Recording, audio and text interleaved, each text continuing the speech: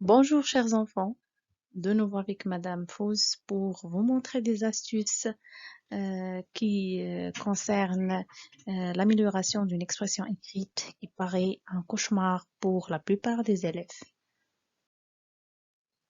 D'abord, comment changer au mieux nos expressions écrites? Chacun de nous pense toujours à améliorer son expression écrite, mais trouve des difficultés ou bien n'ose pas faire un pas vers ce chemin positif. Aujourd'hui, je vais vous aider.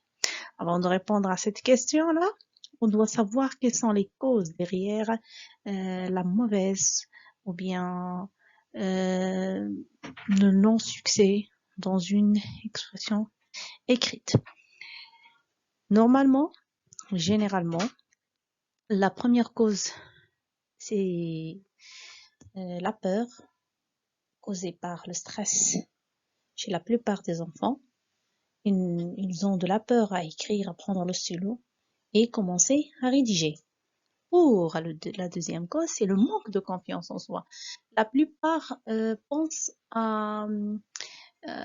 qu'il n'est pas capable d'écrire. Il peut même parler bien français, mais quand il pense à écrire, il dit que je ferai des erreurs, des lacunes, et comme ça, il reste à sa place. Et pour la troisième cause, c'est l'habitude de faire des phrases longues. Généralement, je remarque ça chez la plupart de mes élèves.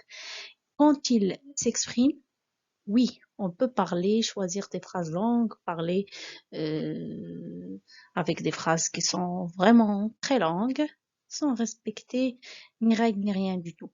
Mais quand on écrit avec des longues phrases, ça nous pose un grave problème. Alors, comment éviter ces erreurs-là? Bien sûr, j'ai choisi juste 3 qui sont essentielles. Il y en a bien sûr des causes illimitées qu'on ne peut pas vraiment citer à la fois. Alors, d'abord, il faut penser à faire un plan d'écrit. Oui, c'est vrai, il ne faut pas prendre le stylo et commencer à écrire sans faire un plan. Oui, ce plan-là est primordial. Il doit contenir 3 choses qui sont importantes.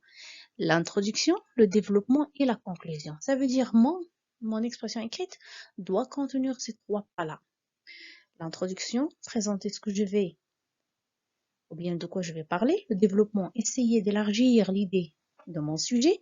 Et la conclusion, sortir par des solutions ou bien des conseils. Ça dépend du sujet choisi. Si vous ne vous choisissez pas ce plan-là, ou bien que si vous ne mettez pas ce plan dans votre tête, le hasard toujours pose un problème et n'a pas, dans la majorité du temps, de bons résultats. Alors, pour réussir ce plan, parce que la plupart de vous va me dire, ah, c'est facile de dire introduction, développement, conclusion, madame, mais la pratique, c'est autre chose. Non, c'est pas du tout compliqué, chers enfants. Allez juste faire attention à ce que je vais vous dire dans cette vidéo. Je commence par la première phrase, c'est choisir des phrases simples et courtes. Alors, pensez maintenant que vous avez une feuille devant vous. Essayez de faire sur votre brouillon les idées, hein, et le sujet d'abord choisi, le plan, qu'est-ce que vous allez traiter dans l'introduction, développement et conclusion. Par la suite, choisir des phrases simples et courtes. Je vous ai dit, simple et courte, d'accord? Pas beaucoup de blabla. Simplifier pour éviter les erreurs. C'est quoi simplifier ici? Ça veut dire ne pas choisir des phrases qui sont compliquées. Ça veut dire ça nous demande beaucoup de temps à comprendre qu'est-ce que tu veux. La plupart des enfants pensent en arabe et traduisent en français, surtout chez nous les Marocains. D'accord? On pense en arabe et on traduit. C'est pas la même chose du tout. Du tout. Il faut penser français et écrire français.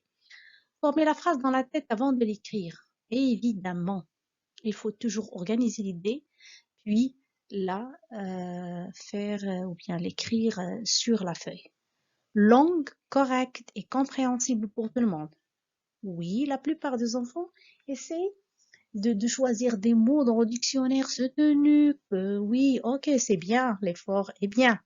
Mais est-ce que tout le monde va comprendre ce que tu vas écrire.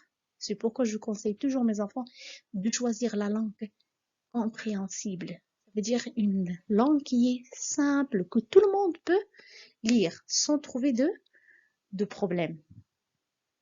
Le lecteur doit être à l'aise en lisant l'expression écrite présentée. Bien sûr, pour choisir, ou bien pour présenter une chose qui est correcte et compréhensible, il fallait respecter l'orthographe et la grammaire correcte. C'est pourquoi dans mes vidéos, vous allez remarquer que j'insiste beaucoup sur des vidéos autour des outils linguistiques. Parce que tout ce que je viens de vous dire ne peut pas être bien fait si vous ne maîtrisez pas les règles de la langue française. D'accord? Il fallait bien savoir les relations, les accords et tout pour présenter une matière qui est bien faite. Alors, comment faire une bonne présentation? Après le fait de faire le plan, réussir tout ce que je viens de vous dire, il faut donner une bonne présentation. Ça veut dire le lecteur doit avoir une expression écrite bien présentée, à savoir la ponctuation correcte, ça veut dire une ponctuation bien choisie, les virgules à leur place, les points d'interrogation, si j'ai des questions. Les paragraphes, ça veut dire je vois dans l'expression écrite, même avant de la lire, qu'il y a une séparation entre paragraphe à l'autre. D'accord? Aussi bien que au début de chaque paragraphe, je dois avoir l'alinéa, que je n'ai pas noté ici, l'alinéa, et aussi les majuscules au début de chaque phrase, ou bien au début de chaque idée. À la fin, et ce qui est très important, c'est cette phrase. Quand j'écris sur le brouillon mon essai, je n'hésite pas de lire ce que j'ai fait à voix basse après avoir écrit.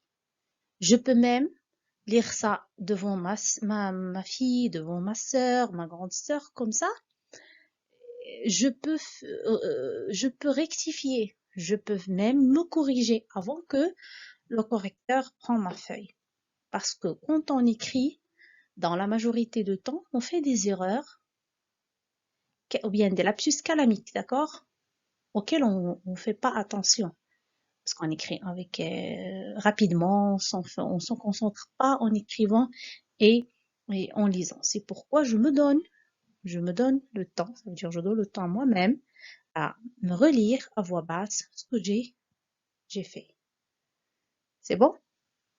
Alors, j'espère, mes enfants, que ce que je viens de vous dire vous aidera à réussir vos expressions écrites. Et on dit à partir de ce jour-là, stop à l'idée de penser qu'une expression écrite est un cauchemar. D'accord? Ce n'est plus un cauchemar avec Madame Fouzia à partir d'aujourd'hui. C'est juste de prendre une feuille, essayer d'appliquer ce que je viens de vous dire facilement avec un sujet qui est simple et soyez sûr que si vous respectez ces conseils, vous allez réussir vos expressions écrites sans doute. Il faut juste oser. Il suffit juste de s'entraîner, oui, et pour entraver l'obstacle de la peur. C'est bon? N'hésitez plus à faire des essais pendant les vacances pour améliorer vos expressions écrites et revenir aux outils linguistiques proposés dans mes vidéos, chers enfants.